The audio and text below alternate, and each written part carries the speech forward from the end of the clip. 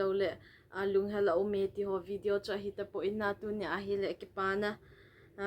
video hi in ka ki pa amo mongin tu nya video hi le subscriber 15k alhin na ke kating kahin bol got hi in ka kat pen ho wang chu kahin ve sa zo lo ding hi in hi zong le ke hi chi ka ki pa eti se chu kahin se ya thing ka sa lo za chu ke kahin se ma hi in imu thei di nam ke hin 15k subscriber.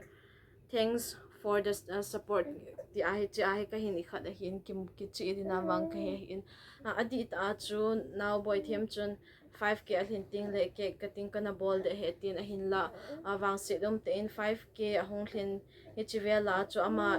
in langa ka pu wa ama kin ho aki bol pe ta hi ze a chun kahin bol zo po in 10k ahin bol de ka ti ke no le hi chi lai ta chun ke hi ka ha an in ka kizan sa hi le chi lai ta chun ka pau thei po in hi chi a chu kahin bol thei ki lo ahin la tu hin 15k a kahin bolin ka ki pa amo mongina ka sei chim thei po na ho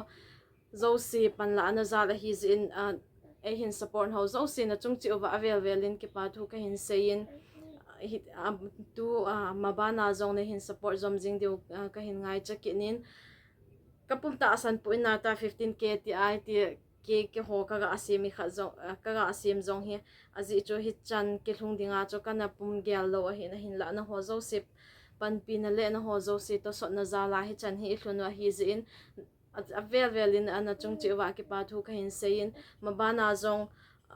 ya na ho video comment ho request ne hin bol ho video ho chu theme lo ta hai zong ne kyong ka hong ki ham bola na ho ana request nu zo yuwa chu video ho ka hin sim zom jing ding a hi in chu ke le ida muwa 25